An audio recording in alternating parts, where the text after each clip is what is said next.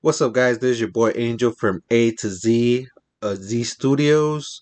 Uh, I just wanted to say before the podcast starts, you will see a lot of cuts or sway-ins during the podcast around the 30-minute mark. I didn't realize that my camera was recording in 4K, which was draining the battery a lot quicker than if I was playing in 1080. Um, so I apologize for that. I definitely want to thank DJ Acid for coming on and talking a little bit about himself. I hope you guys enjoy. Definitely go follow him on Facebook where you can see some of his live sets, or you can see where he's gonna be performing uh, every weekend or every other weekend or every any event he is in. Go follow him on Facebook. I will have the link down below. Definitely go check him out. Uh, a great DJ. Uh, a cool guy. So, with that being said, man, let's get into it.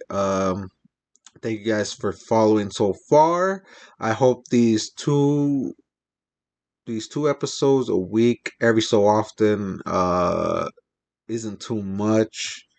I just don't want to hold on to I don't want to release the videos a month after I interview the person. I feel like that's too long, in my opinion. Definitely let me know what you think in the comments below. I will definitely check it out.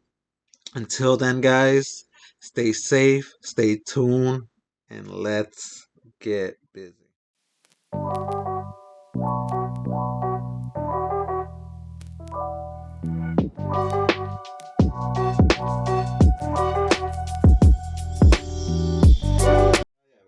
Thank you so much, Oh, you're man. welcome. I really appreciate you coming on, DJ Acid, man. Emmanuel, shout out Emmanuel Segado for definitely pointing me out to you. And thank you for coming on. I know it was a while to have you on. Yeah. Yeah. So thank you, man. Oh, you're welcome. Thank you for having me on here, man. I really appreciate that. Yeah, man. And so before we get started on your DJing and all that, your gigs, for everybody's first episode that comes on here, I like to talk a little bit about their background, how they started, where were they born, where they grew up, a little bit about that. So Exactly. yeah. So if you can tell us, where were you born? I was born in Mexico, Coahuila, Allende. That's where I was actually born. So Okay. I'm Mexican. Yeah. And I came when I was 2 years old to the United States and got my citizenship by when I was 18. Okay. So I've been living in Rockford ever since then. And So 2 years old to now. yeah, and this is always crazy to me, man. And I'm glad you said that. Why did your parents pick Rockford? Well, honestly, it's a. I told my dad that I'm like, why did you pick Rockford from anywhere we could have went? Right? But he Yeah. says that when he he did it the old school way they crossed. Mhm. I didn't have to cross through the water, none of that. But my dad, fortunately, had to Yeah. to give us a better life because it was like seven of us in the family. Holy shit. So just he was trying to make himself break out of the poverty out there is so poor. Yeah. So he was like, I'm gonna cross. And a lot of his friends, once he crossed, and a lot of his friends were like saying, you need to move way farther north as you can. If you can do Wisconsin, Yeah. go out there because he says the immigration will get you around this area, Texas. And if you're like in Oklahoma and all Mhm. these other spots, I go, it's closer for the immigration. I think that's what they used to say. So my dad, like, I just started going forward. And plus, we had family here, and I don't know why the family they did the Yeah. same thing. They just came here. I had Yeah. an aunt that came here. She met somebody, and that's why he was had a good job. So the jobs here in Rockford industry were really big. Yeah. Yeah. Back then. So that's another thing. My dad's like, well, I'm going to go to Rockford because you can jump job to job back then. Yeah. And there Yeah. was always something to do. So, Me personally, I came here in '07. I used to live in Chicago. okay. Yeah, but when I came in here in '07, man, it really didn't seem like it was booming at all. It seemed Yeah. like a lot of closed down buildings, a lot of Yeah, that was at the point at that time. That's when it started all shutting down. Like the old Barber Coleman right there on the south side. I used to work there years ago. really. Yeah, I used to work in the heat treating department and the plating. They used to have that there Yeah, when the whole building was still runnable, yeah, but yeah. most of it was all skeleton, But there Oh, was just a few areas that the Barber Coleman that still had it, and I worked there. oh, no wonder it looks like it's falling down. Like I thought it was like all framed up and stuff. Yeah, Yeah, yeah. I know actually a guy used to work there named Doug. He's also a graffiti artist. Okay. Yeah, so it was really cool. He did a really nice mural for me one time. Big shout outs to Doug. Yeah, yeah, I definitely know shout he's out. a. I know you like a lot of graffiti artists and stuff, Yeah, and I got inspired by that, by the artwork. I know. I'm really enthused into that. But yeah, that area used to be all industrial, and now it's like we drive by there, me and my wife, and it's like nothing. I don't know yeah, what I'm hearing. They want to make a school there or yeah, something. yeah, yeah. I seen like a little article they're selling it or trying to sell it or something. Yeah, Yeah, yeah, yeah. yeah, and I saw it on the news that they keep on talking about it, and I feel like you know, Rockford can really reuse a lot of buildings.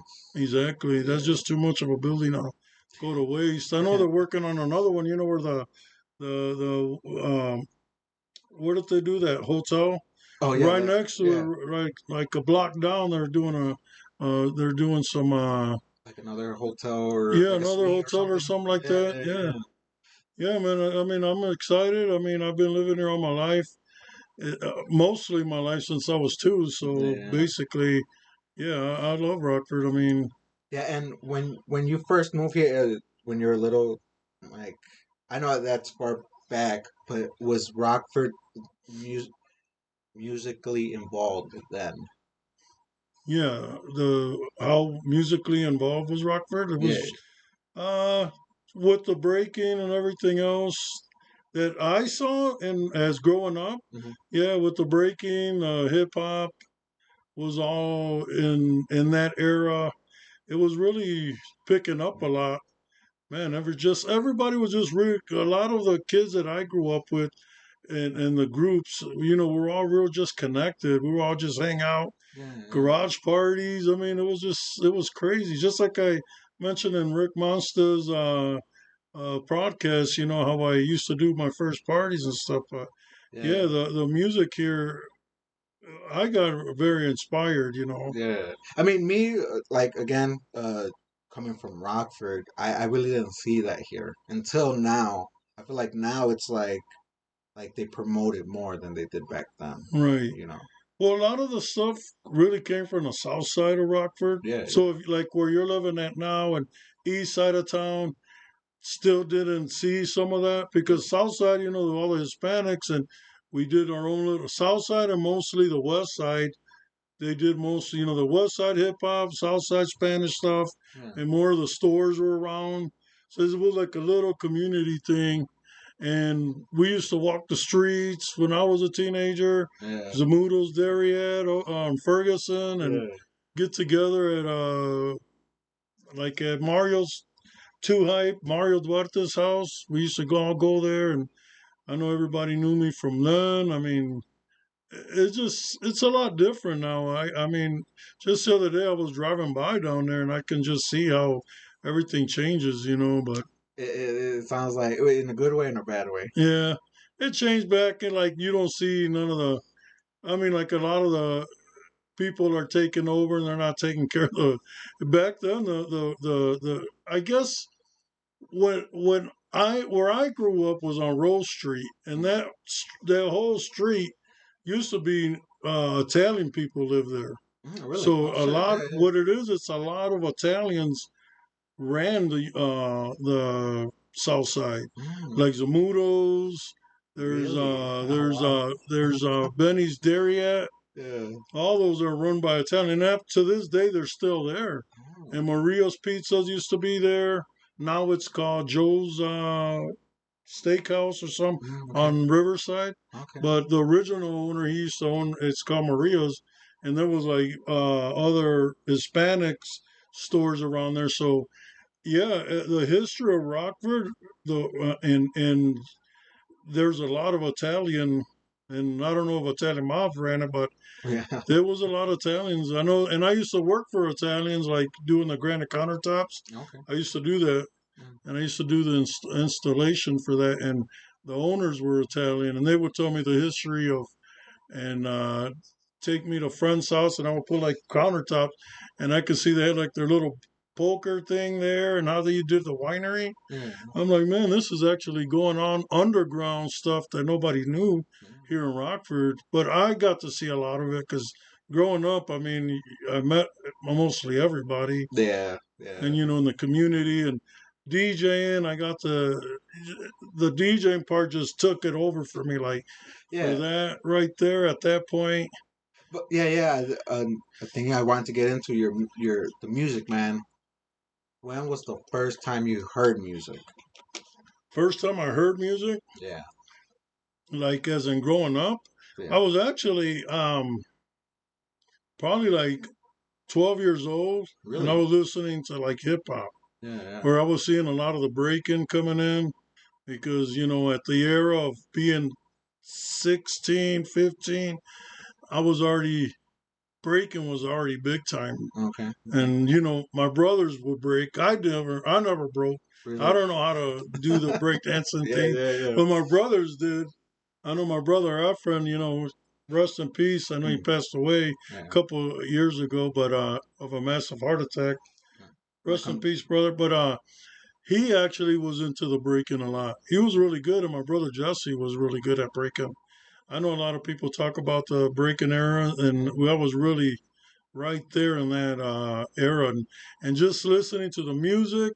So by 12 years old, 15, I started recording music Mm. on my headphones through B96, connecting we used to have a whole stereo. My mom had a whole console stereo, Mm. Yeah. and you couldn't get good reception unless back then you took the cable and the little stick that sticked out, you put the like a speaker wire thing, rigged it up to it to connect it to the cable Oh yeah. to the radio, Yeah. and Yeah. then you would tune in to B96. It was a certain area.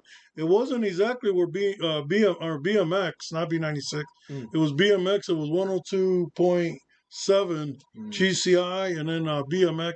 I don't know what BMX station was, and then I would find it like towards the end.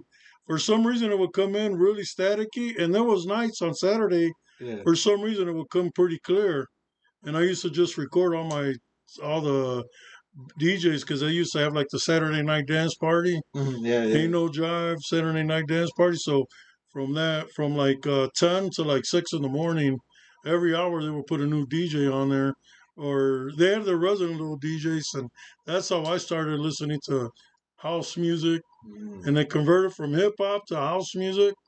So, And when you were recording these tracks, you're like, I want to be a DJ, or when did the DJ thing come oh, involved? that's when it definitely came involved. Oh, okay. Just seeing back then, like DJ Red Alert and Grandmaster Flash doing the little scratching, Yeah. that already enthused me to be like, man, I really got to do something like that one day.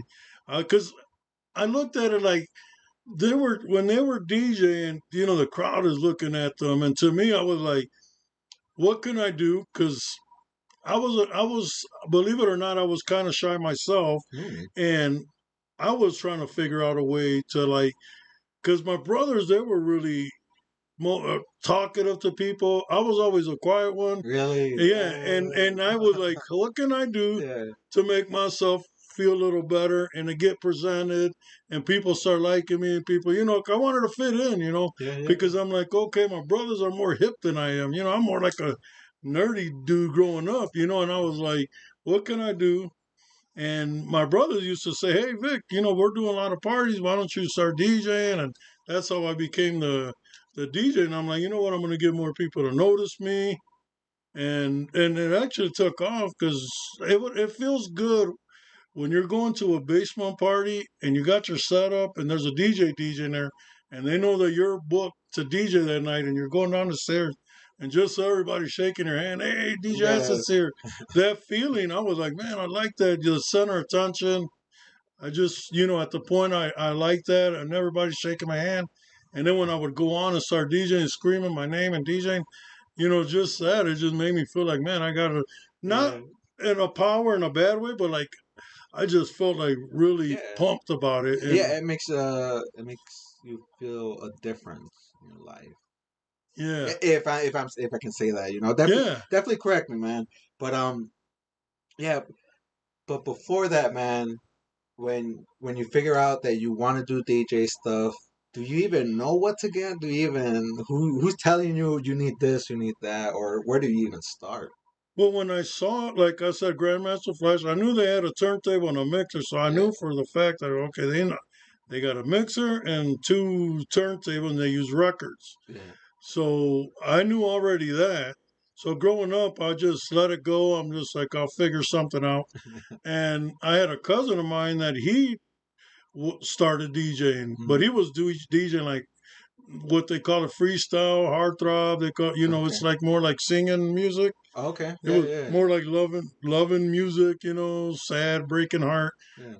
It was more like it had like a house beat to it, but they were singing it. So Mm, they end up calling it like I think the right terms is freestyle to me. That's what yeah, I call it, freestyle music. yeah, yeah. Not the freestyle of, because I know they call freestyle the breaking stuff. Oh, okay. Like Yeah, yeah. freestyle, they call that freestyle.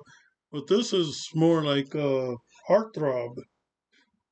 Like People that vocal, know vocally, like yeah, vocal freestyle. yeah, Okay. vocal freestyle. So that's how he started doing that. He had a turntable, but one mixer, and he was mixing on that. And then I had another friend of mine named Mario Two Hype, and he showed me the turntables and the mixer. Mm, So then he was he's a very big mentor for me because he's the one that put me under his wing and started showing me how to do everything, mm, the mixing, the scratching. This is what you need to buy. And then I'm like, well, how much are those 12s? He didn't have 12s. He had ones that looked like 12s also. We okay. started off with realistics, but they jumped so much. So we started going to like they started making the 1200. I got pictures that I could show you later of how the turntables used to Yeah, look. yeah, yeah. I know he showed me that, and then he would tell me this is what you need to do, the records and the blends. It was crazy because he goes, you gotta listen to a lot of things in your head while you're DJing. I'm going, really? And I go, okay. So when I played it, and the first time I heard this over here, I was like, wow, that's crazy. I can hear this. And this one's playing, but I can hear this one. He goes, well, that's the one you're gonna blend to go out. And then he goes, "This that's why they got a crossfader to like smooth it out. And now you got to beat, you know, match the beats. So when the song is going together, it'll blend right in, and you go in. And then that's how I started. Like, okay, so that's the main concept. And he goes, just keep on doing that all the time, Yeah. over, over, over. And he goes, once you get pretty good at that, I'm gonna show the next up. He goes, you like I go, well, I like the stuff that you do, like the scratching. I really want to get into that. Yeah, And he yeah, goes, okay, well, I'll show you that. And he showed me a few things, and I would practice and practice and practice. That's why I tell everybody out there, practice, practice, practice, yeah, because, man. Practice makes perfect, man. yeah, I still practice up to this day, Oh, even though, I mean, whenever I can. I don't do it as much as I used to because my hearing gets bad. mm. I mean, that's another thing, man. Yeah, yeah. Tell DJ. me about it. When I was a little kid, man, nobody really told me like watch out for your ears when you like listen to loud Oh, music. yeah. Yeah, And I used to, well, imagine 10 years old and I had my headphones blasting all the time. And yeah, then after I got done recording the mixes, I would go back and listen to and listen to and listen to it yeah. because I needed to hear, okay, this record, this record, this record. I knew there was records because I'm like, okay, they just, growing up, I'm like, okay, I know there's something, they're cutting something. So I know that there was a concept where they had to mix records at the records. Mm. So it was crazy, just doing all that. It was, to me, is mind blowing. I mean, growing up, listening to it. I mean, I have a passion for it, but that really right there was the piece of the puzzle that I was looking for, and then with the people knowing me and making more friends and just blowing up and doing quinceañeras and just Yeah, DJing 15 minutes. I would do 15 minutes while the band would rest. I would go on and just seeing everybody screaming. yeah. And then I would walk out of there with the cases and everybody like, man, you threw down. It was crazy that day. Yeah. Those are my fun days, man. Growing up. And I always try to do something positive about it. In my mixes, I always try to not play no cuss words. Okay. Because I knew I was around a lot of kids. Yeah. Yeah. And, I mean, I'm seeing a little kid, 5 years old, and he's looking at me. And I've got a lot of parents will tell me, my kid likes the way you DJ, they look up to you. And I'm like, oh, that's nice. Yeah. Yeah. And those kids end up growing up now, and I see them, and now they're DJs, and a lot of these guys are very inspired by what I did back then. I mean, Yeah, man. A lot of them. I mean, I know a few of them. For example, Rick, Vic. I think that's about it. No, Vic Monster. I mean, I got a list oh no, yeah, of, yeah, of all the DJs. I mean, I wish I'd had the list today to just give all these guys a shout out. I mean, yeah. to me, all these DJs, there's so many guys that I can just keep on going. But maybe at the end of the podcast, I can probably mention the ones that I can remember. Yeah. But Yeah, no, it and is a huge list. That's why I thank you, and I show you now, man. I am pretty nervous because yeah, you're pretty up there when it comes to the culture, DJ, and rocker. If I can say yeah, that, yeah, definitely. yeah, And that's how I noticed when I was DJing, I never knew I was going to make an impact. I was yeah, just right, thinking, yeah, I got friends, I'm doing this. I never thought about the long term of how it's going to impact my life and how it's going to impact others. mm, And when I see that, it just blows my mind because now at my age, which this year I'm going to become 50 years old, mm, so I got the years of experience that I got of when I first started to now. I don't think I ever stopped DJing. It was just I never DJed in the media for 10 years, mm, but the DJing was in me all the time. I listened to music. I knew I would try to make record mixes. So I still had some equipment at one point, then I got rid of it. But I knew I just recently got everything because I did the Tamale Fest and I started buying, new stuff what I just had got done 10 years ago, yeah, which I bought them and I should have waited because then a friend of mine like, Vic, you got the wrong stuff. yeah, They don't use that no more. They're using controllers and laptops. Nobody's using the CDs. I'm like, because I was when I got done, we were still using the disc CDs, putting it in the mix thing, yeah. and it was like a CD. You could scratch, so it Really? mimicked like a turntable. Yeah, yeah. Yeah, I mean, I'm not really too informed on the equipment. I know I remember my sister DJing a little bit, but she never really went with it anywhere. She just did it just to do like friends' house parties and right. shit. But Well, that's inspiring. Your sister, this dude. yeah, I That's mean, awesome. yeah, but like, yeah, I mean, I didn't know what she was doing. I thought she was just playing music with like big ass CDs or something. Yeah. Because I was a very naive kid, man. Yeah. Right. And Yeah. that's something I wanted to talk about, man. Like the transition from like the technology, was that like tough? Yeah. Actually, when I stopped DJing, that was another reason I'm like, okay, technologies with the computers.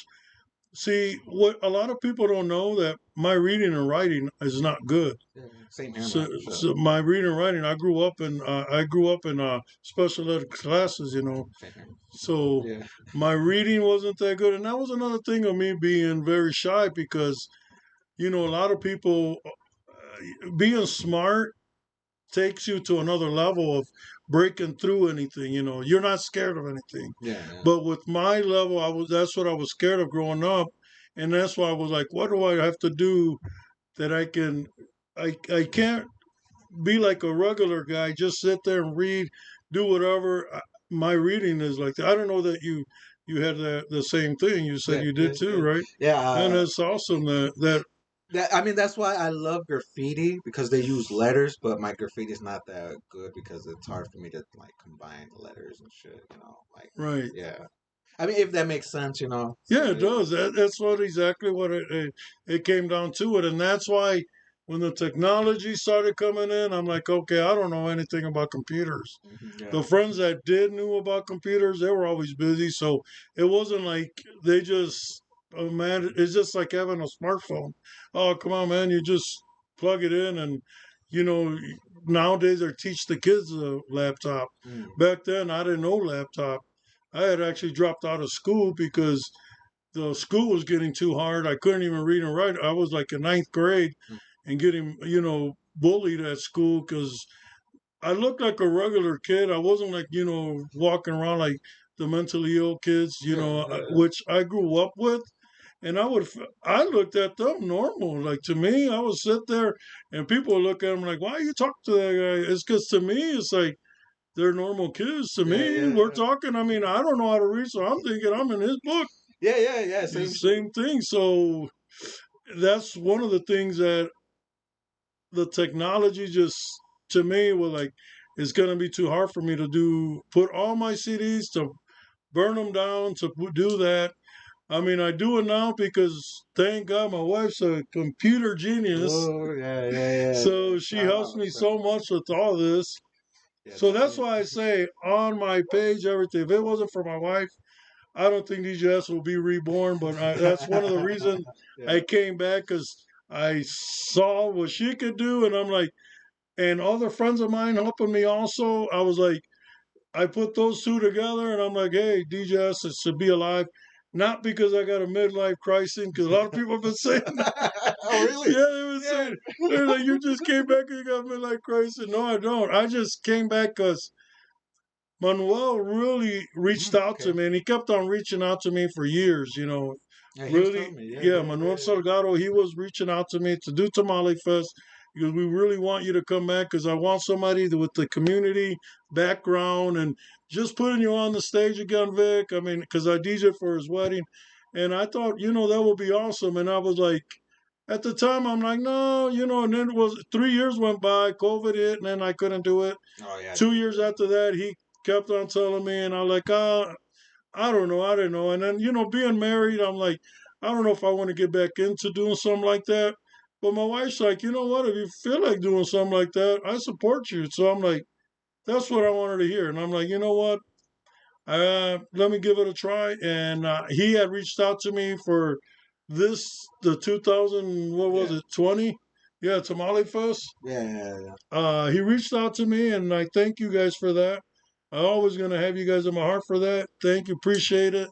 Uh, he reached out to me, so I started getting all the equipment again, and I noticed I need to get controllers, mix boards, Yeah. the everything, and laptops. So it went from there. I mean, and then it exploded when my wife knows how to do computers. So if I have any glitches or anything, I'm like, honey, and she fixes it. Yeah, yeah, yeah. Dude, So because it can be a headache. Trust me. Yeah, I mean, I'm if not a computer person at all. Until I started doing this video stuff, then I had to really pay attention to computers. Yeah, exactly. Yeah, Yeah, yeah. I know. You have to really know your stuff. And then I'm seeing you got to get certain computers because so much computers, you can't put a lot of music in it. Yeah. Because that's what we first bought. We bought one computer brand new. I mean, and then I'm like, why isn't it not downloading?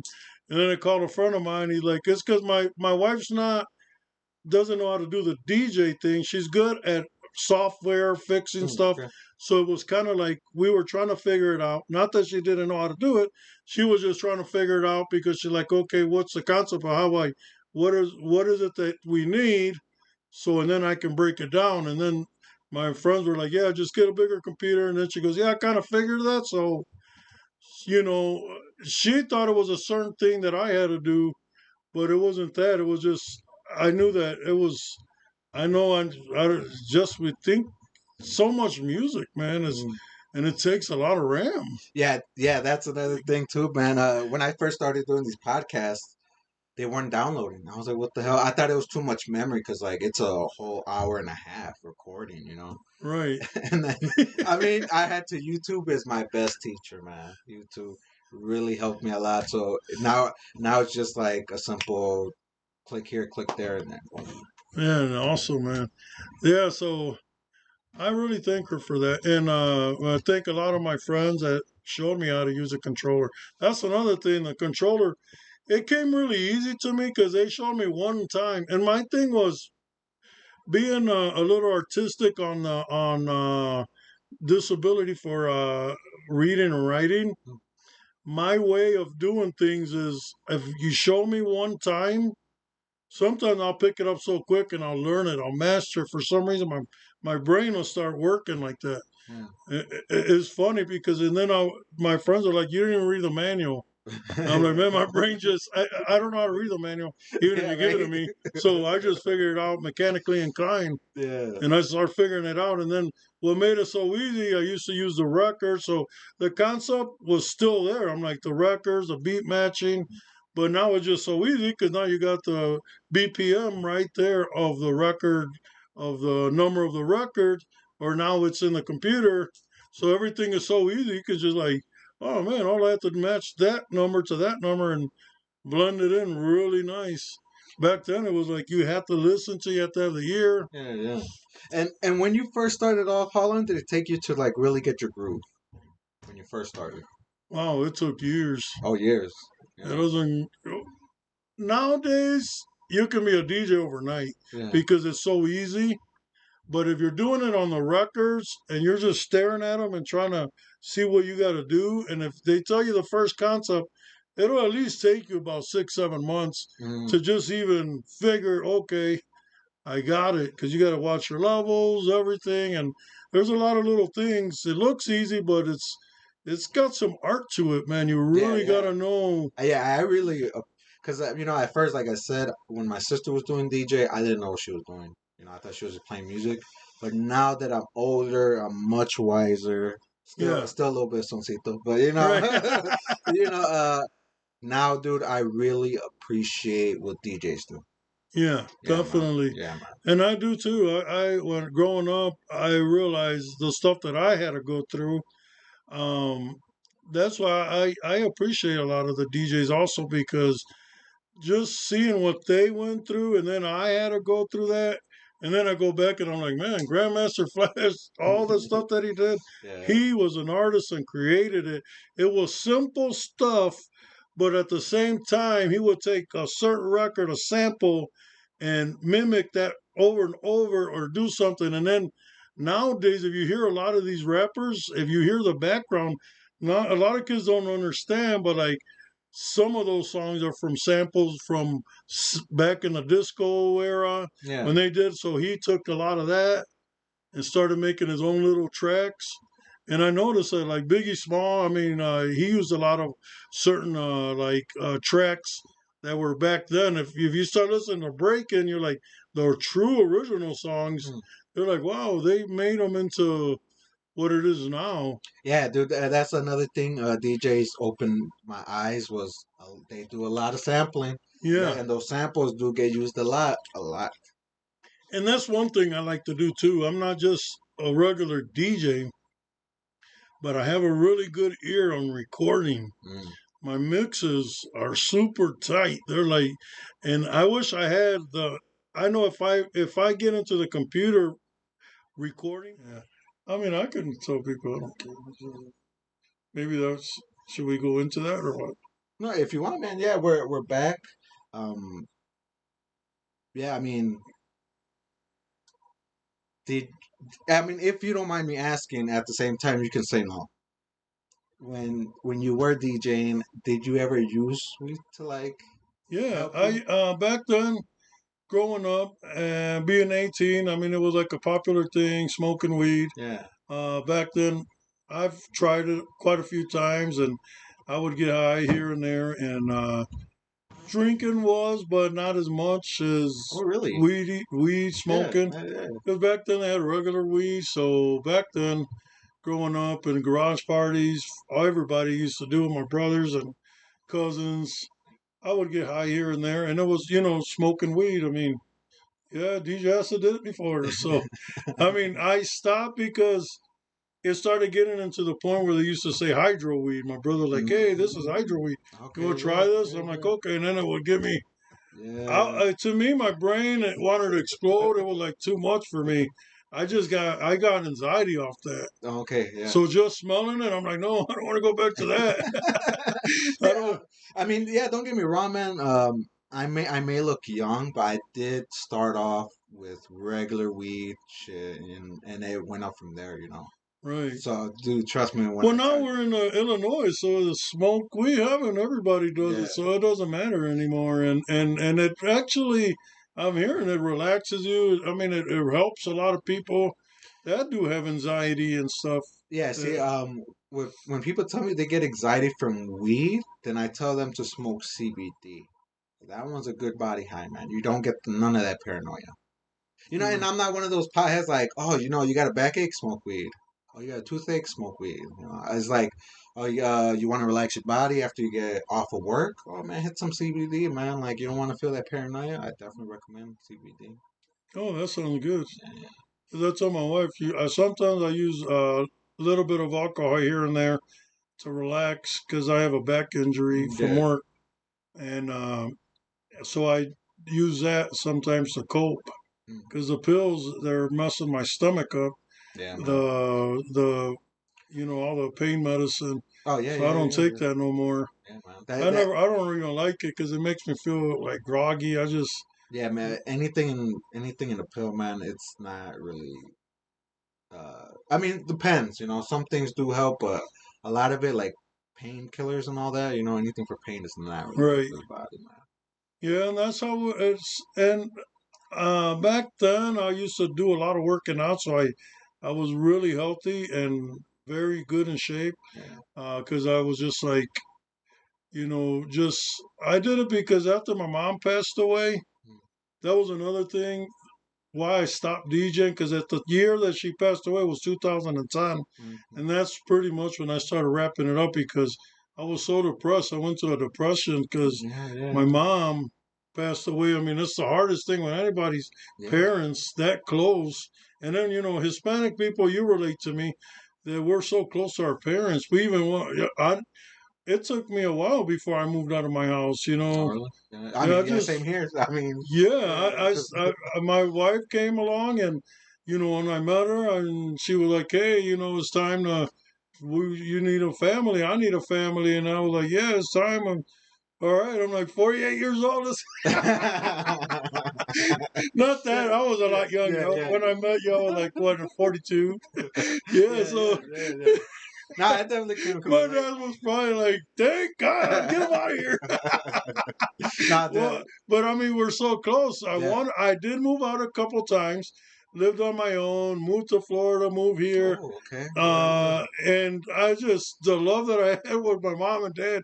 I would call them feeling depressed. I'm like, forget that. yeah, I'm sticking with my parents. I goes, I don't know how long they're gonna live, and my mom's health issues were already showing up a lot. So I'm like, forget this. I'm moving back, and I stayed with them ever since. And I used to have my little setup in my basement, my DJ stuff, and I would annoy the heck out of them upstairs, but because of yeah, the loud music. yeah, yeah. And then I started realizing that my brother would tell me, I was like, "Hey, is it loud?" Well, I would hear this all the time. My dad, "Hey, turn that down." I'm like, "Okay." But it got to Yeah. the point where I was telling my brother, like, "Hey, is it loud?" He goes, "You don't hear it." I go, "Well, I'm downstairs DJing. Yeah, it's loud for me." Yeah. He goes, "Well, there's no filter, but you can see it. You can." And then back then the house we were living in was it's not all insulated where you can hear it Yeah. really loud. And my dad, he was telling me, man, it's loud. My mom was like, we didn't want to tell you because we didn't want to disappoint you, but it's loud. She goes, for like 3 hours, we're just hearing, bah, bah, bah.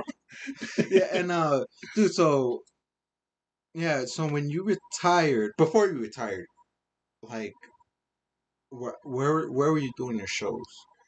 My shows were Or, just, or your sets, my yeah, bad. it was like, I did quite a little bit of bars here and there, not as much as I'm doing them like now. Like here in Rockford? Yeah, here in Oh, Rockford, okay. but I was doing more like quinceañeras, bautizos, Mm, a little bit here and there weddings, not as popular because this is what they were requesting me for a quinceañera. So I was more like a quinceañera DJ at one okay. point Yeah, yeah. because every Saturday I was DJing at quinceañeras. They pay good, and Yeah, they do, You dude. know, Yeah. so 15 minutes.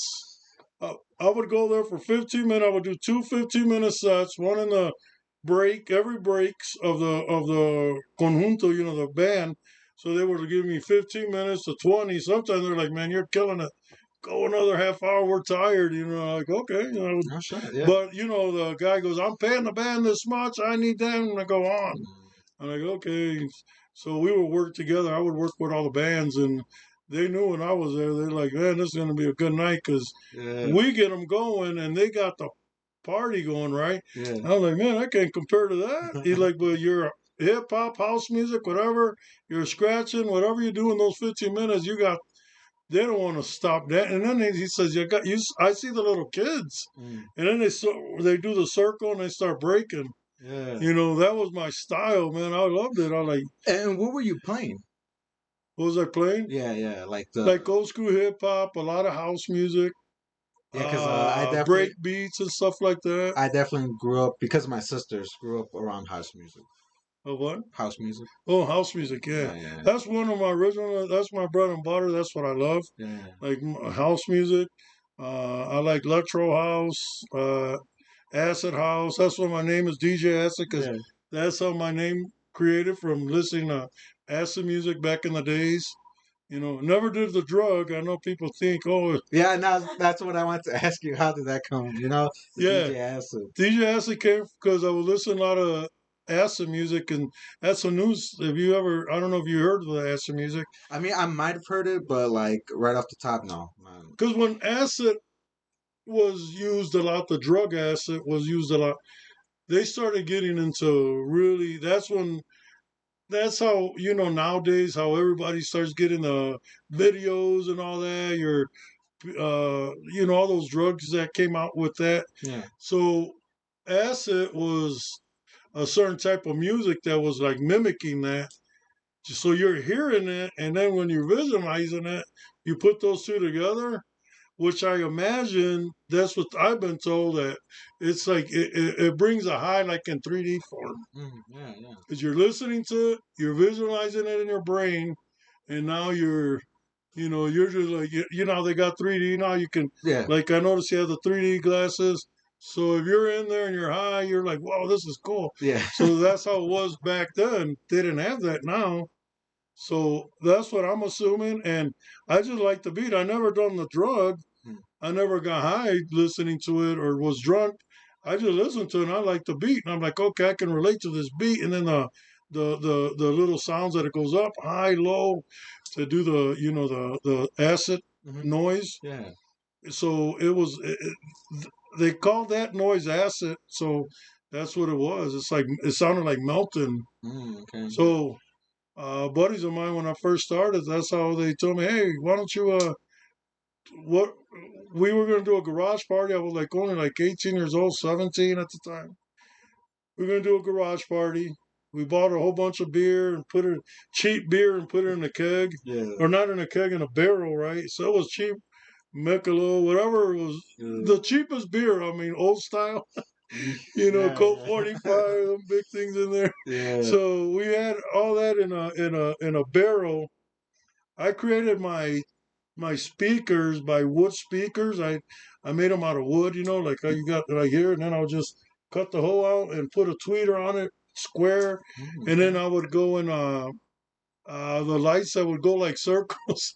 I've had buddies of mine were like, "Hey, we stole these," and yeah, yeah, you know, I mean, that was back then. I didn't do it, but they sold them to me, and I used the cone, and then that's how I got the light. I like they use that as the bars. I can't afford those yeah, yeah, fancy lights, yeah, you know, because back then I couldn't afford it. And the speaker was from a console. Have you ever seen those old record consoles? And they had them big giant speakers on yeah, the side, and they used to put 45s, those big 45 8 tracks or records. And the speakers, people would throw those consoles out because they didn't want them anymore mm, because they were getting, replaced with tapes, regular cassettes. So yeah, I would take the whole big speaker out and make my own speaker out of it. It was crazy, man. Back then, I had That's to very create creative, man. Yeah, yeah. a washer and a dryer with my DJ booth. I just put them together. It was, it was in the garage. I Yeah, go, man, these things ready to get thrown out. I just put a piece of big platform on top yeah. and put my a turntable there and a turntable there. Only Yeah. had 6 records, and I would go back and forth, using the flip side. And people were so drunk, they didn't care. Yeah, yeah, yeah. Nah, that's definitely dope, man. Like when you were a young man, did you know you were gonna get into that? Uh, as a young, yes, I did know that because our history has that.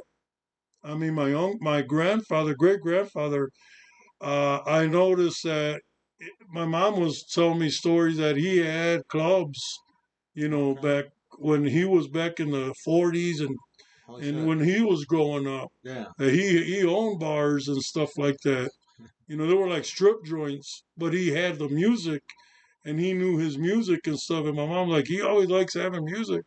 And so right there, the party scene was already in my blood. Mm. And, it seems kind of weird the way it is, but uh, my mom had a good ear for music. My dad, he always, when they danced at the quinceañeras, they would take that floor like they were ice skating. I'm like, I'll be sitting there like 3 years old looking at him like, man. And, and listening, going all the time. So I knew, okay, just growing up, listening to the bands, and I used to, some songs, like a lot of, I like a lot of music of any type. I just don't listen to just certain, I pinpoint myself as a house DJ or hip hop. I Okay. listen to cumbia, merengue, even like Bob Marley. Just I blow my mind because there's times I even like a lot of classical. I used to listen to it. I'll be in the car by myself or something. This was before I would be married, and just turn on the classical. Okay. Just listening. I would close my eyes, and listening to the melodies and everything.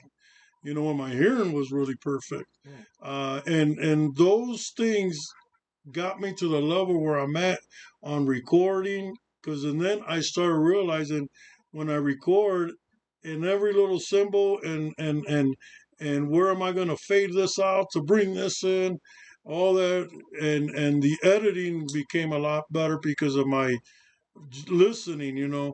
So I noticed I couldn't read that good or do stuff like that. So my hearing had to get better, as in I had to listen to what's around me, and that's why I started doing that. Mm. And yeah, man. I mean, the music is really an inspiration to me from a young age. So Yeah, and I wanted to ask you a question. You said you like to listen. Your music taste is all over the spot. Do you feel like you need to have that to be a good DJ? you actually do, Mm. because if you don't have that, when you're out DJing and performing for somebody, a lot of DJs sometimes want to perform for themselves. They want to just DJ what they like. They don't even look at the crowd. I'm a type of guy that it's a natural thing for me to do, to know exactly what I can play, because I want to satisfy everybody in that. I don't know. Sometimes I mean, like I take requests. A lot of guys don't want to take requests because you got to go through the hassle of putting it in, and then once you got a vibe going, and then you're like, oh man, they want country, and then how you throw it in. Yeah, yeah. But see, I'm a smooth transaction where I know exactly where to throw it in. Mhm. I know the guy will be like, hey man, 3 songs went by, you haven't played my song. And Like I'm like, timing. and then what I do, I tell my wife, I always do this. I start going like this, and I know exactly when to fade it out, when to play a song, and that guy's gonna freak out. He's like, Ah. "Oh man, I wanted to hear one of my song," and then I play it, and when I play it, everybody's already. That's what I did on this Saturday. I was DJing at that bar at Hideaway, Okay. and I was doing that constantly, just throwing. I wanted to give it to me, and then I went to rock music, and they were all screaming and like, and they were like, "You're a really good DJ, man. You know how to please the people." And I'm like, to me, I love the music anyways. It doesn't have to be just hip hop, hip hop, hip hop. You got to be a little bit of everything. But a lot of the bars, some of them will be like, "Hey, this is a hip hop crowd," Mm. and you could tell. I can tell. I look around the room. Really? Yeah, I'm constantly not just DJing, but I told my wife because she's like, "Hey, look at that guy over there," and I'm like, "Honey, I already know what he. My eyes already looking at that. Yeah. I'm already looking at every single thing. I'm like, dude, this is all I'm doing. Is I gotta visualize. It's like I'm a security, but we're doing it for the music because I want to make sure they're dancing, even if they're bopping their head. If they're not, I switch it. I'm Mhm. like, okay, now I got them. Okay, everybody. I got three people shaking that. Okay. And then I notice they start drinking more, which I like to do when I'm DJing at a bar, is that I like to get, I'm sorry if I'm going a little bit more than what your question was, No, no, go ahead, but man. it was what I like to do because this is stuff that I remember and I forget to say.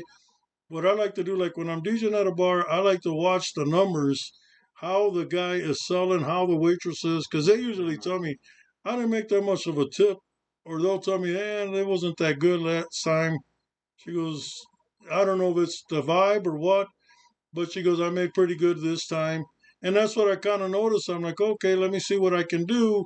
Even if there's 30 people there, I'm like, I'm going to see what I can do with those people because I know they got money to go out. So they're gonna spend, but if it's like if you go somewhere and you listen to all your songs, especially a Hispanic guy, if you going in there, I notice because when we go and visit Mexico, the guys are playing guitar and they're playing some old school song, and these guys are playing at the bar. I want more, another shot for everybody. You see, Yeah, yeah. and I started saying, I'm like, okay, this guy likes it. You know what? And I'm like, it's not about me. It's about what they like and what people want to do. So to me, it's like that's when I took DJing from the beginning. I already knew you have to hustle the crowd to to to want you more and to be in the game. I'm like, because there's gonna be a lot of DJs. I got to stand out from everybody. What's gonna make me unique, and that's my uniqueness. And a lot of guys are using that same concept, which I'm hoping they are. But I hear a lot of these guys, on their radio shows and the podcast, they do use that same concept now, which that's good, and that's what I used to do when I was growing up, listening to what people liked, and then I started getting into that. There's stuff that I'm like, I don't really like it, but if they're liking it, play it. But It, at the same time, I kind of there's nothing I really don't like. oh, okay. Even slow stuff, I'm like, man, because what I do is to me, I get teary eyed sometimes. I'll be DJing, I hear something like, man, that song is so romantic or something, honey, and then I start getting teary eyed a little bit. Yeah, It's yeah, crazy, but it's yeah, the yeah. love of it. Yeah, I mean, me, yeah, man. The reason why I really love music is when I hear that one song. s- Depending on the song, right? If it's more of a emotional song, I'll feel it. Like I feel the music, man. So that's why I definitely love music, And man. the thing about it is, like, just getting to know you, I can go and, if I was DJing and I saw you in the crowd, I would know exactly how to touch you and in a way to be like, where you're like, man, how Yeah, did he know I like this song? yeah, You see, it's something that I have a gift of. I just look at somebody, I think about it, and I'm like, okay. Or my thing is that I like, back then I used to DJ just what the girls like, and I'm like, because they're the ones that make the party. I mean, true. So Yeah, I mean, that's all I used to do. But nowadays, I get like a lot of the guys are wanting stuff, girls want stuff. So I've kind of combined that together. Because back then all I did was DJ for just what the girls like. yeah, Made sure that category. A lot of guys will be like, "Yeah, you play pretty good," but and I'm like, "Well, aren't the ladies dancing? Aren't they on the top of the bar shaking their butts and all that?" And I go, "Don't you like that?" And they're like, "Yeah." So I'm like, "I'm doing it for them, not for you." yeah, And then at the end of the day, you got the strip club here without even going to the strip club, and they were like that. yeah. And, they're like, man, because some of the bars, my wife's been there. She's like, they're getting crazy. They got on the chair, like on Onyx when I did the Black Wednesday. Uh huh. Yeah. Towards the end of the night, I wish I was recording it, which I think I had my cousin record, but for video record purposes, we can't show it too much. But I can show certain clips, which is coming out really soon. I'm gonna put it on my Facebook, and Okay. they got crazy stories, and it looked like Coyote Ugly. You know how they get on the bar and they're dancing? Yeah, yeah, yeah. I'm like, Holy and it shit. was just DJing what I was doing. Yeah. And I told my wife, I go, this is exactly, not because I'm like saying that I'm proud of that, but I was just saying, this is exactly how I started getting into. Everywhere I go, this is what happens. Like, Mm. it get crazy like that. Because I built them from the beginning to all the way toward the 2 in the morning. They're hyped. They're Mm. hyped. Like, and then I know when to slow it down. And they're just like, crazy, man. I used to go to dances and DJ, or at a bar and DJ, right? And they would be all dressed up. And at the end of the night, the girls are carrying their high heel shoes, going, man, they would get mad at me. And I'm like, they were like, why? You made me dance all night. And she goes, I couldn't take my shoes off. She goes, I Yeah. was so into it. She goes, you know how to work the crowd. She goes, every song you played was my jam. Every girl can speak for that here. And I'm like, wow. All the waitresses always like, man, you're a great DJ. And to me, that what brought me more to be like, I'm doing something right.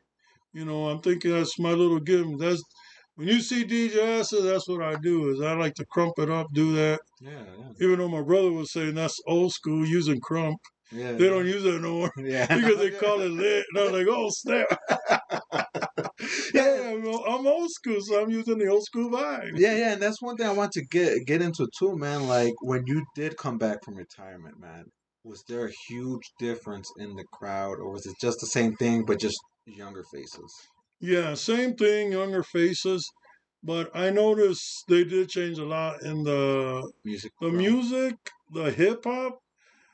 I know other old school DJs were telling me, "Hey Vic, you notice that the hip hop, the tempo's like really slow now, because before it used to be dun dun dun dun dun. Now it's dun dun dun dun dun dun, even slower." I'm like, Yeah, that's yeah, crazy. At a 60, the tempo's 68. yeah, I thought tempos were 80, for hip hop were good at that tempo.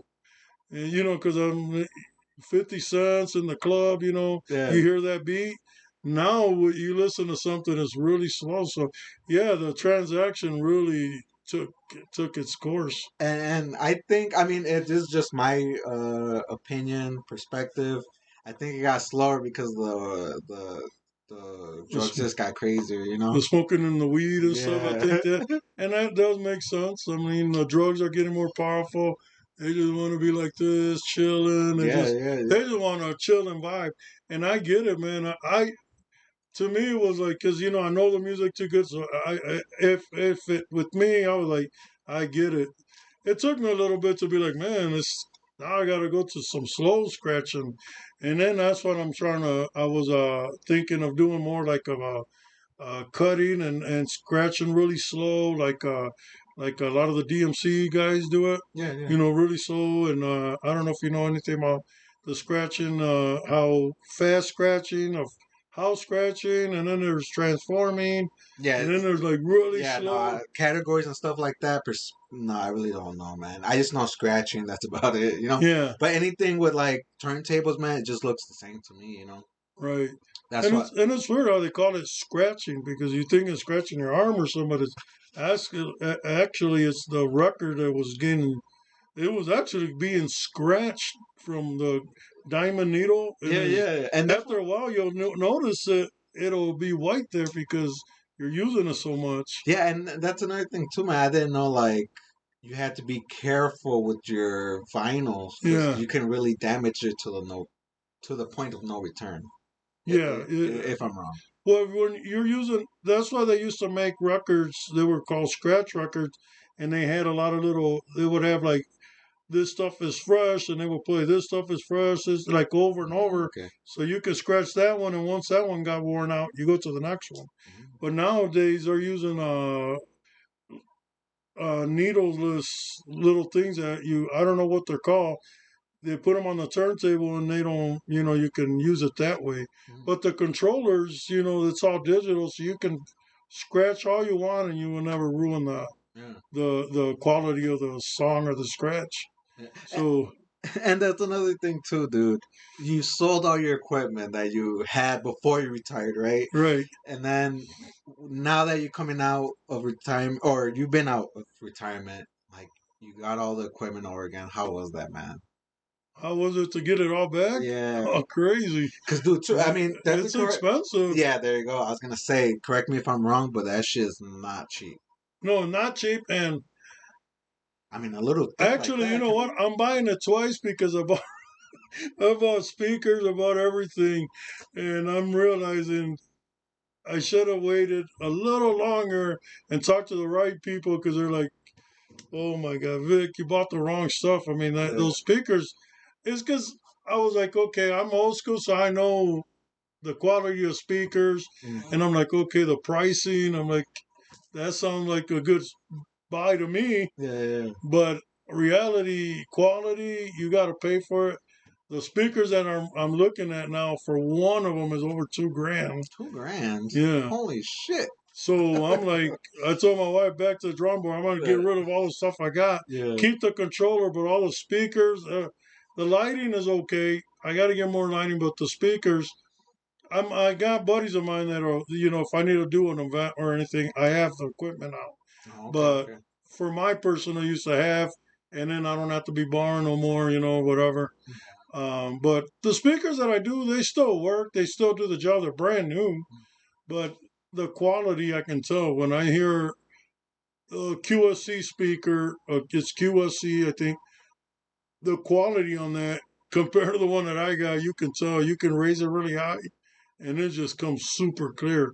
And mine, other ones start distorting a little bit because they're cheap Rockwells. I mean, they're okay, but they're not as crisp as I want them. Yeah, but man, I'm really big on sound. yeah, Rick Mouser came over my house. What's up, Rick? yeah. He came over my house and he was like looking at my sound, and I was like, man, I went to Goodwill and got half this stuff. He's like, this sounds pretty good, and he goes, you like your quality of Yeah. music? I go, oh, yeah, I have to have it tucked in. My speakers. It's just knowing what to get. I'm like, I kind of went and a studio sound, since I'm not going to be recording so much, I was like, the studio will sound pretty good just with the stuff that I got. So, I'm really big in quality, man. Quality, and then the headphones, I got to hear it. And then now that I'm losing more of my hearing, I have to have them even louder. So, like right now, I'm hearing a ringing in my ears. That's because of I hope it's not that. no. Okay. I hear ringing in my ears all the time because of my of when. I mean, can you imagine 10 years old Yeah, listening yeah, to yeah. loud music till I was like to now?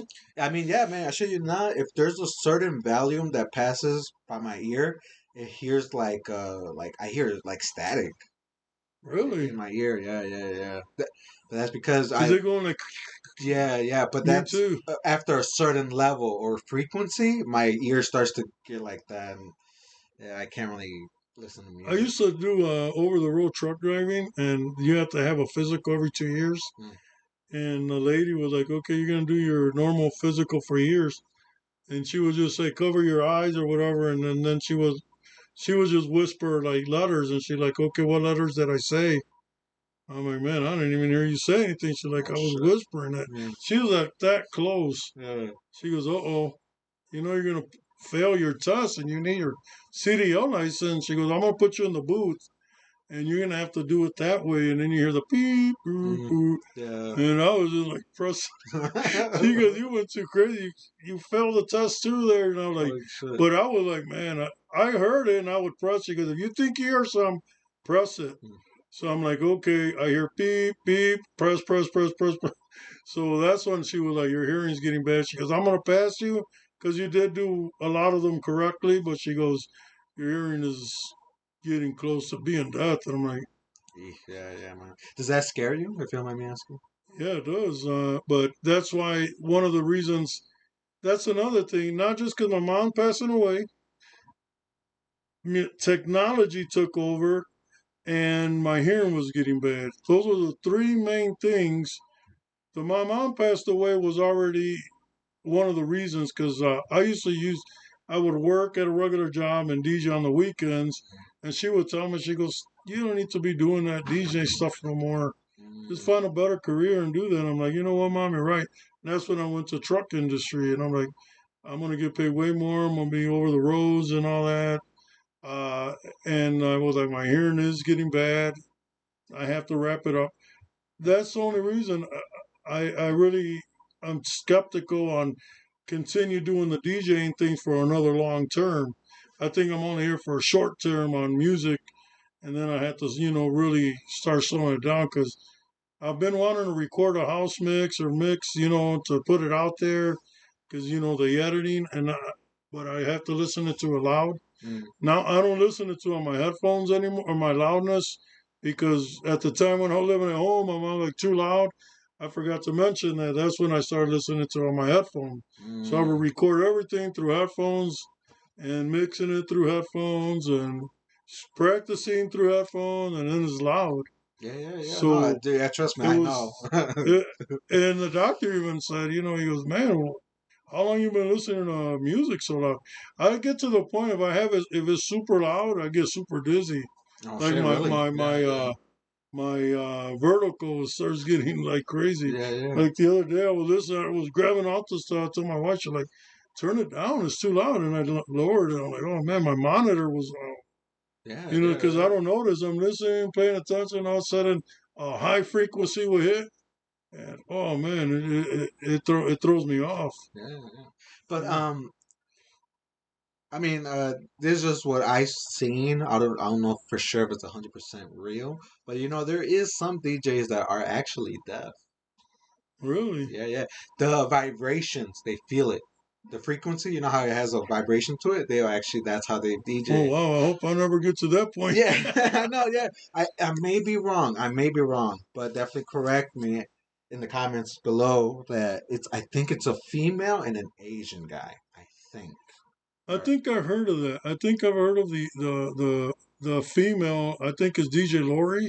something like Yeah, that. she Yeah. used to DJ at Murphy's, and actually, you're correct about that because I did read into her. She's a pretty good DJ. I mean, for being a girl DJ, Yeah. she's pretty good. And I want to wait. I think it's fine. Yeah. Let me check the cameras. I thought you. Okay. Yeah.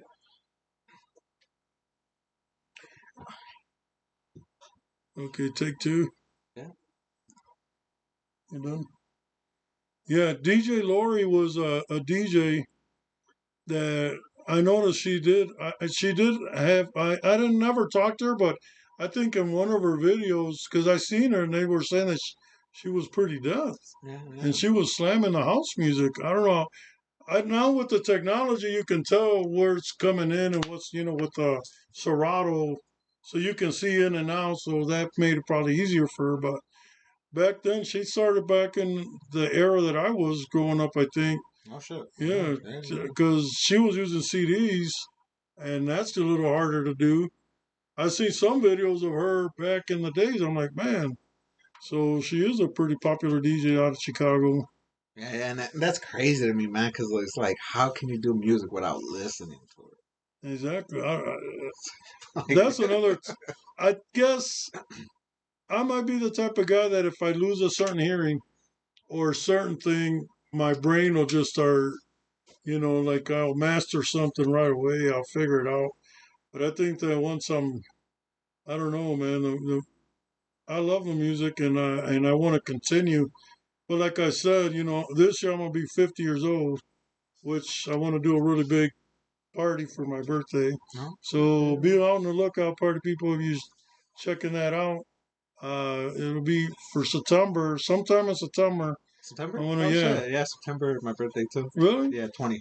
Like I'm the 20. 16th. Oh All right. shit! We're pretty much, don't it look like my brother? I know. I was gonna say, man. I think you're me in the future, man. Yeah, exactly, man. He's definitely, yeah. So I'm already in that state of mind of thinking what I'm going to do for that. Yeah. So I'm going to have a lot of these DJs. Hopefully they're not booked. Get a lot of these local DJ, old school DJs, and me, and just do a party. Yeah, because I've seen some of your videos, man. You definitely know a few DJ friends. Yeah. Yeah, worked with Yeah, a I got few a lot of too. DJs that are right now. I'm just coming back. I mean, I'm open to do any kind of quinceañeras, bodas, weddings, but right now I'm filling in for a lot of these guys that are already have residency Okay. at a lot of these bars. So I'm just filling in. Nothing's set in stone with me. I know Onyx uses me a little bit more. Thanks to Ricky, Rick Monster for hooking me up with that. DJ Biz One, you hooked me up with Hideaway, and I'm coming for him. I mean, all these guys. Uh, Bobby Styles, thanks for letting me cover for you at Rookies and Elgin. I mean, I just recently met Bobby D. No shot. Yeah. He's a pretty good, popular DJ. Yeah, yeah, yeah. Big shout outs to you, Bobby D. I mean, just recently I went and Bobby Styles had a Christmas party, a private Christmas party at his house, Yeah. and all the local DJs were there. I got videos of them, and I was scratching, mixing. We are just all having a good time, and Yeah. these guys are all big time dudes, and these guys been DJing for years, and they're in the big community Okay. for Chicago area. Yeah. So for me to be out there to DJ with these guys, and they were all like, "Man, you're pretty good." So I'm like, to me that was a big impression because I'm like, Yeah. man, Rockford DJs. We go to Chicago and this that vibe's way different. Oh yeah, Those I would imagine, bro. I would man, those imagine. DJs. I mean, you got to come up with your A game out there because those guys they know their stuff. They know Yeah. what you're on. They know if you're good or if you're a beginner. I wouldn't go out there to do with a big crowd like that. These are heavy hitters that know their stuff, and I'm like, they've been on radio and stuff. But since I've been on radio, speaking of radio, also Yeah, big shout out to Rudy V. yeah, definitely shout out him, man. Yeah, He actually reached out to me, man. Like he was like, I see what you're doing. It's very impressive. He gave me a lot of pointers. He also very awesome. yeah, man. He also like told me to interview his daughter because she does painting, and I told him that the beginning of the podcast. That's how I would try to interview artists. And she does painting. Well, you know what? His whole family's talented. Yeah, yeah, yeah. You would actually have to get them all. I know that's That would be awesome because Rudy's very talented already with the music. He yeah. produces, records, he makes his own tracks. I mean, this dude goes beyond on things. He was. I forgot half the stuff I said.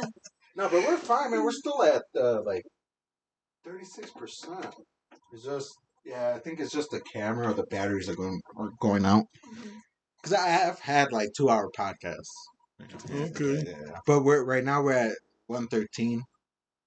But yeah, Rudy, man, definitely a great guy for reaching out. And yeah, that's one thing I didn't know that his whole family, man, is like talented. Because I Very heard, talented. Yeah. yeah, I just we heard you on Rick's podcast, so I can definitely soak up some information. And you're saying that yeah, like all his kids are very talented in some Yeah, way. very talented, and Rudy's very talented himself. I mean, he creates music, and I've heard a lot of his tracks. He Yeah. also sent me some of his tracks, so I just haven't had the time, Rudy. But I'm gonna try to create a little mix, edit, and my way with the scratch and everything. Definitely do like a mix. Uh, I'll do the beginning of it of your tracks, and then I'm gonna try to go into some other house tracks and hip hop, and yeah, I've seen him over the years. I met him through the radio when he had 106, I Yeah. think 106.9. Rudy V. No, was it 10.9 or no? I get confused because there's a lot of 10 point something. Yeah, Yeah, yeah, yeah. He was on. It was 105.9, I think. 105. Was it 105? yeah, Okay. yeah. Because it's At more. this point, yeah. It was in Wisconsin, right? Yeah, Yeah, Wisconsin. That's yeah. where it was at. So Wisconsin. Me and my good friend Louis Flava. Ooh. Big shout out to you. He's living in Houston. Me and him used to do a lot of house mixes Mm-hmm. together. See, I used to have little crews here and there. Yeah. I've had my time where one day for like years, I would have a little guy like Louis. Me and him were always together. DJing, making mixes, and then I would go into another crew.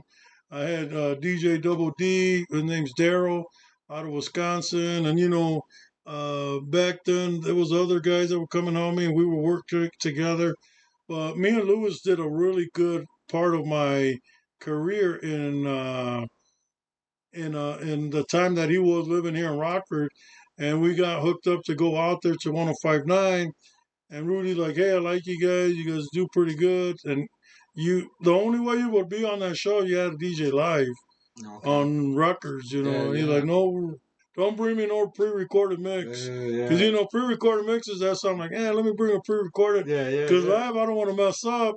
He's like, Yeah, "No, yeah, I would imagine. Yeah. you gotta be on live. We want you to mess up. If you do, Yeah. try not to." But he like, you And, know. and were you nervous? Oh yeah, I was nervous at first. Ooh. Even talking on the thing, I sounded all goofy on the. He would like mess with me too a lot. He was like, "Oh," when I would come in the room, he goes, "Oh, we heard you come in," stuff like that. And I would get on there like, "Huh?" I was like that, but when I DJ, they were like, "Man, his voice and the way he DJs was different," because I would go off scratching, mixing fast. Yeah, So it was they were trying to match up. They're like, "Man, Vic's he's got a really humble personality, but at the same time when he DJs, he comes rough at the with the mixing skills and stuff." yeah. Me and Luis used to do a lot of that. And we used to battle each other like, "Oh, you did a good set. Let me go on." Yeah, And yeah. Rudy would look at that like, "Oh, you guys go keep it. You guys doing good." Yeah, yeah. Yeah, Rudy, man, he's a big inspiration in my life, and I thank you, Rudy, for the times you let me go up there. I mean, I thank your kids because they're growing up to become DJs, and they're starting to sound really good. I mean, they're DJing everywhere, so yeah, big shout outs to them guys. I really like the radio. I mean, I got still cassettes of when we recorded Oh that shit. I got to download and put them on CD and put them on MP3. It's crazy where you got to like the Yeah, yeah. transaction. Well, I don't know if I can put the play it to the how can I the tape because it's to put it on MP3. Mm. I'm gonna figure that out, but I'm gonna put some of those together. They're Yeah. live. They're funny. Rudy's on there. I'm on there. We were giving shout outs like crazy to people, and Yeah, it was dude. cool. Dude, if you ever do imagine, if you do imagine to put it in an MP3 or MP4 or whatever, definitely snippet some of that to me, man. I'll put it up. Yeah. Oh yeah, definitely. I'll definitely give you some stuff, or I can even give you some mixes that I've already done. Yeah, yeah, for Have sure. you? Yeah, and that's one thing too, man. Like when you make a mix, do you put it on a SoundCloud, Spotify, No, or I got a lot of mixes that I've done that I haven't even on CD? put out there. Yeah, they're on Okay. CDs. I downloaded some of them. I got them on MP3. Now I just got to figure out how to put them on SoundCloud and stuff like that, and start making a page. I got my cousin. Uh, he's called Vic Vega. Okay. Big shout outs to you. He's on Levels on East State. If you want to check him out, I don't know if I'm giving him, and he does graphics, whatever you need, artwork, videos.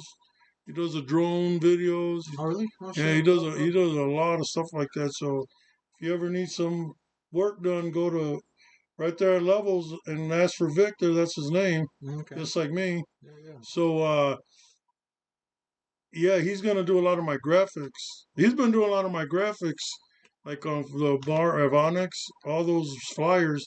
That's him doing those. Mm. So, and some of them I do myself because I'm like, yeah, they're just quick ones. I don't have no time to go out there, whatever. But I'm not no. Yeah, Tech, yeah, me neither, bro. When it comes to traditional art, paper and pencil, or digital, I'm always paper and pencil. I can't do digital, man. right? Yeah, digital's where it's at. A lot of people like Yeah, doing that. I mean, I know. I wish I can learn that too, but it's like everything is like it takes shape. Is that you can't just do it overnight. yeah, yeah. I mean, like you gotta know, and you have to have the time. It's like just doing the artwork. It took you how many years to create and to do. You can't just do it overnight. Yeah, dude. Anything you can't. So I'm still working on it. right. Yeah. So it's to me, it's like that's another art. learning how to do the graphics, the quick shots, the video, Yeah. because he knows how to do really good video. And that's And something not easy. Trust me. another good friend of mine, Eddie Mix, he's out. He lives here in Rockford. He does also. He goes by VJ Eddie Mix. Ooh. He does. He's got his own page too, and he does videos like that. And he's done some artists and thrown them out and all them. He just went to 3 months ago or 2 months ago. He just went to Florida to shoot a video with those guys. Holy shit. He was there actually doing the video. I'm like, man, you're moving up, man. He's like, yeah. He goes, they'll call me once in a while for backup Mm-hmm. and to do other stuff. And he goes, and his cameras are badass too. So Yeah. I know my cousin's got some badass stuff too. So between them two guys, they do a really good job. I usually use my cousin because he's my cousin, and Yeah. and he's helped me out a lot, and I really appreciate that. Yeah. Does he record when you do sets or just? Yeah, when I'm doing live sets Yeah. or DJing at the bar, yeah, he records. He can record it. Okay. He did a few things. That's why I got. That's why I said earlier that I'm gonna put something out. A little video clip of when I did Onyx, and the crowd was going crazy because you can't really do too much because it's women don't like you recording them, and you gotta Yeah, have it's a lot of consent. So Illinois. So you gotta have consents to record. So at this point, we're in the middle of that. We're figuring out maybe just their back, their head, not showing their face or whatever. So it's iffy on that. So I told them we're not going to do no more recording at bars and stuff because I got to get consents and I'm not trying to Yeah, get dude. sued down the line. Yeah, dude. Yeah, because some people are like private on showing their face on camera. Yeah. Yeah, I trust don't me. want a girl she told him, she goes, erase what you just did. Oh shit, really? Yeah, right there and then she goes, you erase it or my boyfriend's gonna pound you. And he's like, erased. Yeah. Yeah, so I told him, I go, yeah, just erase that stuff, man. I mean, it's good to have that footage, but we can't do that because I don't want to violate nobody's rights in that Yeah. kind of way. So I'm good with that. I'm just here to work with everybody and figure out what is the next step for what can I do to make a better impact than what I already did, or to just keep the impact that I'm doing, keep it going. I mean, I'm glad that I came back. I came back at a good time when the controllers are in. Now I'm married. I'm happy. I was always happy, but now I'm extremely happy. Yeah. Thank you, honey. I mean, big shout outs to Joyce Yeverino. She's sitting right there. Yeah. Thank you so Uh, much for coming. yeah. The impact that I'm doing is just to me. I'm seeing a big visual out of it, and hopefully that when I'm completely retired from it, I at least know that I did put a stamp, just like I did here with the Icon Awards. Thank you, and he for recognizing it. It was this was like in disguise. I didn't even know he was gonna do this. Yeah. No. I Yeah. thought I was just gonna DJ there, and that was it. But he took it to the next level and said, Vic, you deserve this.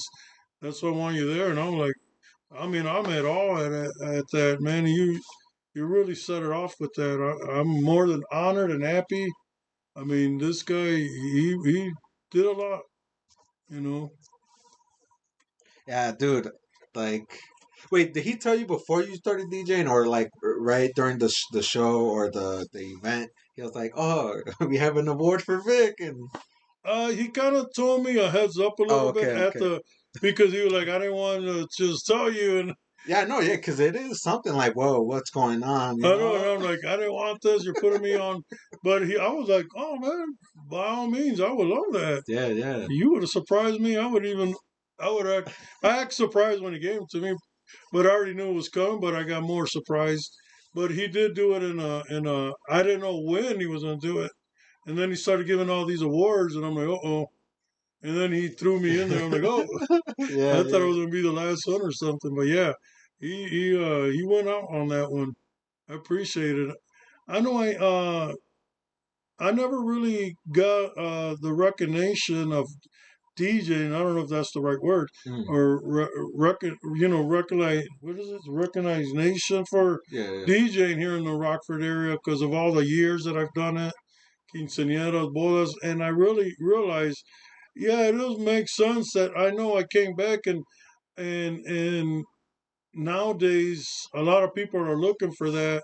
Like Vic Monster's doing his podcast, Rick Monster, and you know you and to me, I'm like, you guys are to me, it's like that right there alone is showing that you guys are taking, pride of our culture, our DJing thing, our artwork, and everything. So to me, that right there, I just came back at the right time when you guys are just all doing your thing, Yeah. and I just fit right in with you guys. So to me, that's another thing I was like, I think it's time. Yeah. I'm hearing these podcasts, so maybe I can get in. And the day that when I was checking out Rick's video, and you shot it out, I saw it. I was like, whoa, I got to definitely be there. Yeah, I yeah. was like, man, what can I do to get on yours? Yeah. Maybe he just wants like graffiti artists and stuff, but But I mean, at first, man, it was like anybody who had a talent or a skill, you know. yeah, But dude, like I said not too long ago, man, I'm over here. Everybody wants to come on, you know, and right, I'm willing to give everybody a chance. But the thing is, I don't just want to have you come on. I don't know nothing about you. I want to do research. You know, hear you if you've been on other stuff.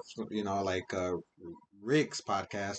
I definitely want to have you on right, from hearing you then, you know. yeah, definitely. And I tell people right now, please listen to all these podcasts, especially Angel here, A to Z. Definitely check them out. I need everybody out there. Look, this is DJ Acid speaking to everybody. Let's get this thing going because these are going to be impact for our kids, your kids, their future kids. I mean, let's leave a legacy behind. And by doing this, is leaving a legacy behind. I'm a DJ that growing up they didn't have a podcast, and now that they do, at my age, I'm more happy to express myself on every kind of term of what we're doing, how we're doing everything. I honor you, man. Thank you, At man. this point, I mean, you're doing a great job. Keep it up, Yeah, thank you, Rick man. and You know, and Vic, everybody. All you guys are doing a really good job. yeah, man. And I shit you not. I say this every time. I don't know if I'm becoming a broken record, but I'm gonna keep doing it. Yeah, I wouldn't be in this position without Vic, because Vic, oh, he's the one that held my hand to step into the community. And then from there, man, it was just a domino effect of just meeting a whole bunch of Right. people, man. And he is a really good impact on life and doing the right thing. I mean, I'm just at all to you, Vic, and you showing the impact of other people. I take my hat off for you. I mean, I knew who he was back then, and we nobody really were like really good friends, like where we hung out, but they knew me from just DJing, and Yeah, yeah, and that's how it is. So, but now that I'm seeing the stuff that is what he's doing, yeah, and the knowledge that he's putting together, the studios that he's trying to get together for like DJ studios, art studios, yeah. his breaking things. I mean, it all you guys is a big circle, and to me, I'm glad that I have the opportunity to be in these circles with you guys, and I came back in the right time because Yeah, man. I really definitely I would have been sad if I've been hearing all these guys doing their thing and talking about themselves, and I never got to tell my story of Yeah, of yeah. growing up and how I used to DJ. And like I tell every guy that wants to learn to DJ, do it, man, and just practice, practice, practice. Whatever you do, artwork, anything, singing, anything right now that you can make yourself, if you're in a show and you're trying to break out of that show, I've been in that show, just bust down that door, whatever you have, a door in front of you, bust it down, go through it and start just creating.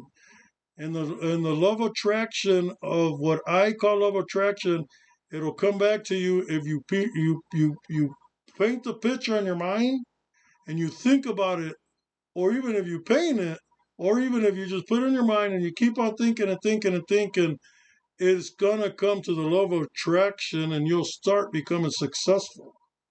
and that's what I did. What I did was listen to it at a young age, visualized it, and then before you know it, it didn't take me long. I'm up there doing this to the crowd. Yeah, yeah. Man, I was like, I'm seeing the DJs doing that, and I'm sitting there like, I got to be like that. Yeah, So yeah. I started visualizing it.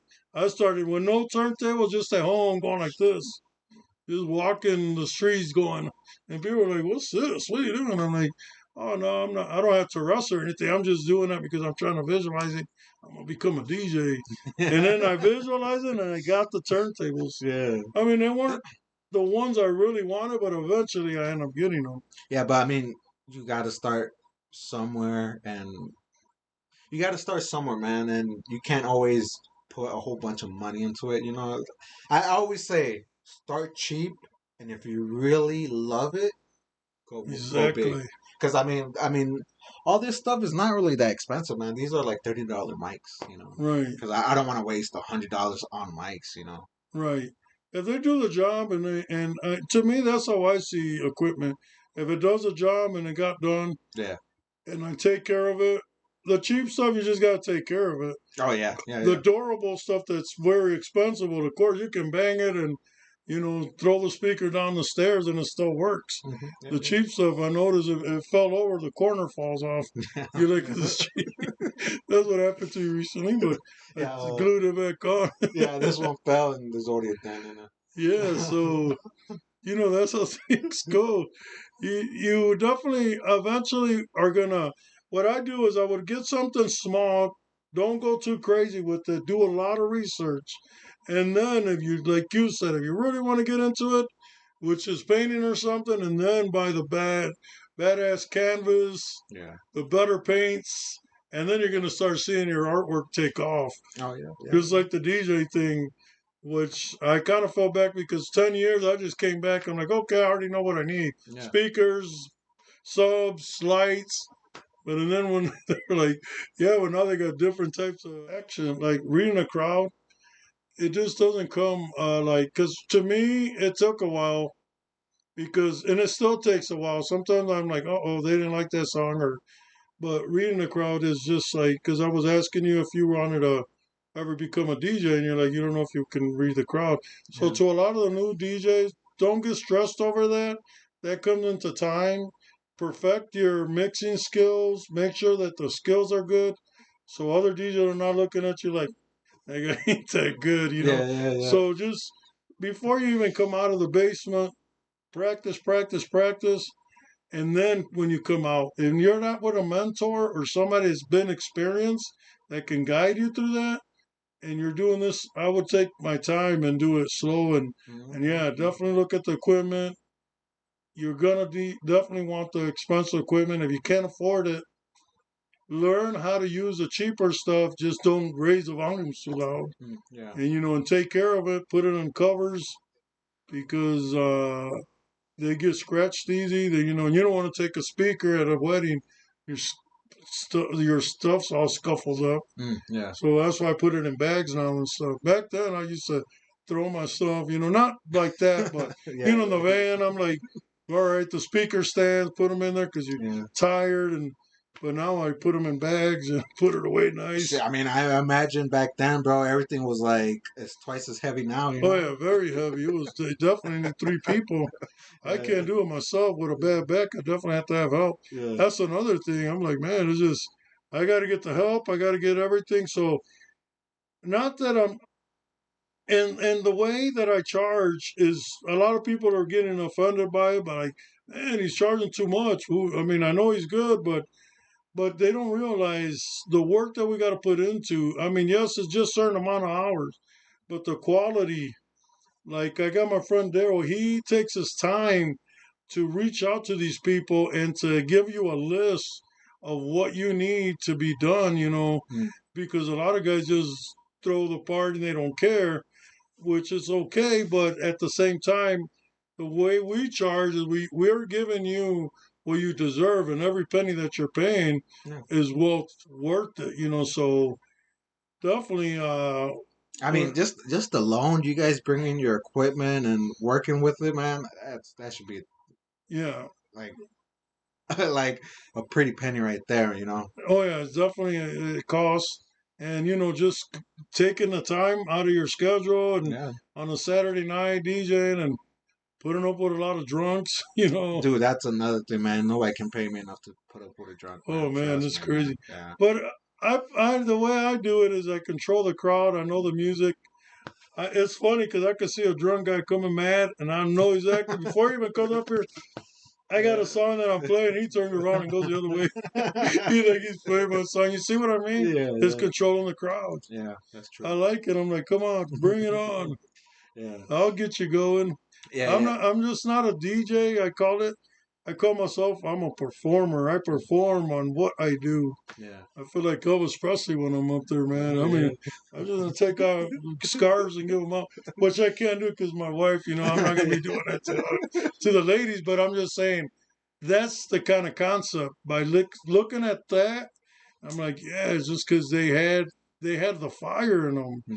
It could be another guy that dressed act like Elvis Presley, but Elvis walked in the room, you felt the presence. Yeah. You're like, man, I like. I think they call it like you can feel somebody's aura or something. yeah. Yeah, yeah, And that's how I feel like. I know sometimes I don't know if I bring that impact, but when I bring the music, that's how I feel. yeah. At that little point, I'm like, okay, I'm bringing that little the impact to these people, and they're all having a good time. That's my biggest thing is the pay is okay, but I look at it. The payoff is seeing the crowd happy, and I Yeah, know that I did something, that day yeah, that a bar or just being somewhere at a quinceañera, at a boda, or wedding, making that special moment for those people. yeah, I really take my time, especially at a wedding. I take my time to make sure that they have their wish, because I could imagine getting married, like with my wife. I mean, I didn't have a big wedding, but we got married to the court because we just met, and I'm like, just the way things were going at that point, I'm like, I never, I was like, well, everybody's gonna expect DJ Acid big wedding and everything, because back then I used to do that. yeah, So for 10 years, I felt like I was had to wear glasses, stay away from them, because I didn't want people to be like, "Hey, where you been?" Which yeah. I had that. Mm. I moved to DeKalb for a couple years. I was Oh, living out there, and I felt like, because living here, everybody like, "Where you been? What are you doing?" yeah, And I felt like that. And over the road, I was going all over the United States. But coming to Rockford, just going to a store and people running into me like, "Where you been?" You don't know have answers. You're like, "Yeah, I've been out of the DJ game. You should come back into it." And yeah, so I felt like some of these stars, I got it. Like I kind of get, you want to stay away from the community a little bit, just because the way things happen of me just stopping and the answers. What can I say? I just you gotta sit there and explain. yeah, yeah. Like when I run into people at stores, my wife's like, "You always sit in the car. Why?" And I'm like, "You just go in, get what you need, and we'll come back out." I'm I'll the go same to like way. another town, Yeah, and because I feel I don't want to run into somebody. yeah, yeah, yeah. It's not that. It's just I guess it's you don't want to run into somebody. Then I got to explain 2 years or Dude, 10 years worth of. yeah, dude, trust me, man. I've been there where like when I started this thing, man, I really didn't. I started to not want to go out more because I don't want to explain the whole theory behind the podcast. Because some of my old friends, if I would have saw them, they would have been like, "Hey, you started a podcast, right?" That's something they would not have seen me in, you know. Right, Yeah. So I definitely understand when it comes to like seeing somebody you haven't seen in a while and then explaining what's been going right. on. Yeah. But now that and then another thing is that back then I was losing a lot of weight and I was thinner, Mm. and that's another self-conscious I got. I gained weight now, but I'm working on getting back to being healthy again. Right now I'm in training to do healthy, and I'm a, because I have to do it for my back, so I have to start losing the weight. I got a little too comfortable because I got married, and when you get married, you just start letting go stuff. I'm like, who cares? Yeah, yeah, yeah. Pizza, No, man. and I was when I met my girlfriend that I've been with for almost 8 years now, dude. congratulations, yeah. Yeah, thank you, dude. I was like 140. Now I'm at like 210. Really? Yeah. You gaining more? Yeah, that's how it is. I'm telling you, man. Yeah, I mean, yeah. So I've married been life does do that to you yeah. because your happy life. I mean, happy wife. I get happy too. Then, Oh hell yeah, dude. And then just food on top of that. Oh my and god. and now that going out late and staying up, for DJing and things like that. But this summer, I'm gonna start riding bike like I used to. I know I like doing that a lot and exercising. I'm really big on exercising, and at one point I was getting pretty muscular there, and I'm Yeah. like, I'm gonna get back into that. Not just because I'm gonna look good when I'm DJing and stuff, but I told my wife it's for health issues. Yeah, because I I got diabetes now, oh really? and I just got the sleep apnea thing, and Oh shit. Yeah. now I got to start wearing a machine, and yeah, and that's what happened when you reach 50, or I don't know Yeah, if no, at young ages people have it now, but dude, now trust me, man. I definitely do feel the unhealthiness really impacting my life right now. so we definitely have to start getting on this healthy thing. I know it's just, dude, a taco over a salad. Oh No, I my know. god. It Yeah, takes a while, but yeah. I had a cousin that my cousin Carlos. Hey, Carlos, he's lost a lot of weight in the last past year. He was 450 or something like that, and Holy now he's down to shit. 300. Holy crap, dude. Yeah, but Yeah, I've seen it, man. I've seen it. It's possible. It's just food, man. The food's too yeah, good now. yeah. He was pretty big, and he says that he just started fasting. He's doing the fasting, and then after a certain time, he doesn't eat, and he like starves himself. But he goes, it's all a mind thing, Vic. Yeah, I'm like, man, I can't starve myself. I start having cramps, and I gotta eat, and I'm just yeah. You feel like you're passing out. yeah. So Yeah, he's like, once you pass that, you'll be good. yeah. I'm like, I don't want to go through that. It's like going to the gas chamber. It's only 10 minutes. I can't do it. Yeah, man. But man, I don't want to hold you up too much longer because we are at 1 hour and 43 minutes or 30 minutes. So DJ Acid, man, I know during the podcast you said you have some gigs coming up. Can you please talk about them a little bit more? Where you at this summer? Uh, places, bars, and all that. Well, right now I'm just a floating DJ. Okay. Doesn't I don't have anything set, but I do have a lot of quinceañeras that I'm going to be doing by 2023. They're already calling me, and Oh shit. 2024. So those years are going to be super booked. A little bit in September. I got doing quinceañeras. You'll catch me doing those. If you want to hire me, please Yeah, I was gonna say what. just all the info will definitely be there. I got this this month of February. Hopefully, you'll have this podcast up by then. Well, it's actually you probably won't because it's Saturday and Friday and Saturday. But I'm doing two bars Friday and Saturday. This weekend. Yeah, this Okay, weekend. okay, okay. So you might have the podcast. Yeah, like at least next week or the week after that. Yeah, yeah. And then that's me doing So 2 episodes per week. Yeah, yeah, really, yeah. It yeah. just depends, man. Like if I have a busy week with like my art stuff, you might get 1 episode a week. And if I'm more free, then I there's a better chance of me having time to edit the video. Okay. So going back to um, so just catch me out there. Just make sure you check up my Facebook, and I'm always putting up where I'm going to be, and I kind of constantly put it up there. I know it might be annoying, but I do it because I want You people got to. to, yeah, We you got want to. people to. I got to advertise myself. I'm just doing this to give back to the community. I mean, my prices are reasonable and covering for a lot of DJs. So I'll be in April. I got Onyx that I'm going to be doing. I'll be having the date here soon with the flyer. Pretty much wherever I don't have nothing set in stone where, but Okay. there's some bars coming up that I'll be DJing. So just be out on the lookout on my page. Yeah, and we'll have all like the links and more information down below. Yeah, Yeah. definitely. Yeah, definitely want to appreciate everybody out there for listening to me again. Give me the opportunity. I mean, All the shout outs to all the local DJs, DJ Local from Rick Monster to Eddie Mix, all you guys. I mean, Flavor, Rudy V. What's up, Flavor?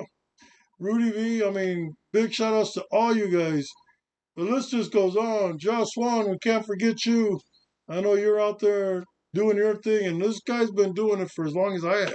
Really? Just one. Oh, shit. He's a big impact in the Rockford community. I see that, brother. DJ Wild One, Nicholas Crisefa, N86. I mean, it goes on and on. Biz One, we can't forget you. Your big impact, your scratching skills, Quick Hit Carlos, Solar Seas, uh, your new DJ name. He's got a lot of DJ name.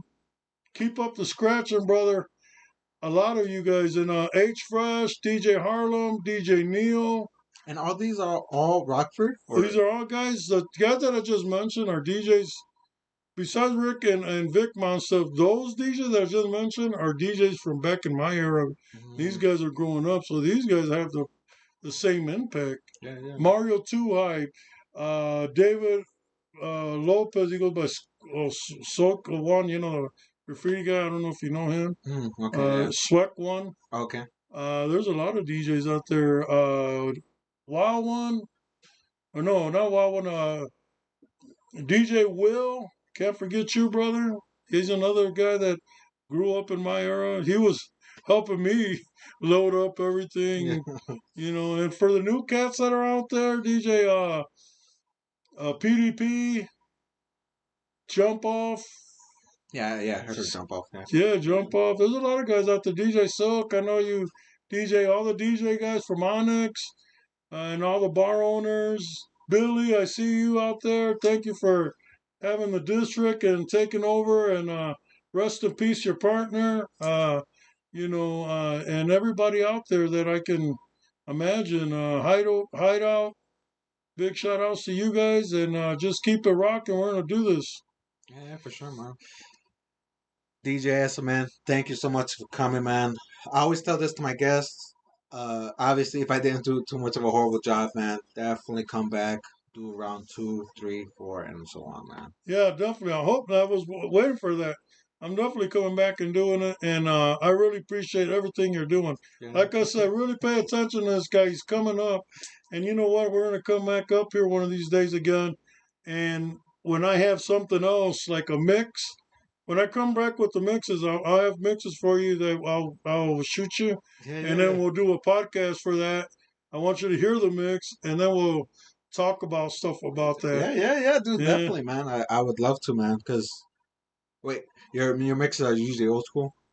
I got some old school stuff that I'm gonna be sending you. I don't know if you like house, so I'm gonna do some. I got some electro houses that I can. Yeah, I mean, old school. You can check them out. Old school, new school. I love it all. And then I got some. I don't know if you heard the podcast of Rick's when I did that house mix. Those two mixes on there. I think so. Yeah. Yeah, check those out. Those are all edited. I know he had them numbered, but we'll try to see if we can get you the whole link. You know, just one MP3.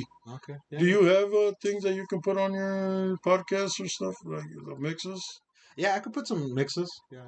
Okay, I'll shoot those out to you. So look out for those mixes. Yeah. And my next interview, and if I forgot any of you guys, I'll have a list. Make sure I have that list for you guys. But big shout out to all the DJs out there, man. There's a big list. I love you guys all. Let's do this 2000 and beyond. And until then, guys, stay tuned and stay safe. That's fine. I want to just give this time to Manny Salgado and thank you for giving me these awards. And hopefully, Tamale Fest, I'll be there next time, shaking the floors with DJ Arson. And hopefully, you might catch me at Cinco de Mayo. We don't know. But want to thank you and Teresa for this. You guys did a big impact for me, and everybody's noticing it. And I thank you. Thank you so much.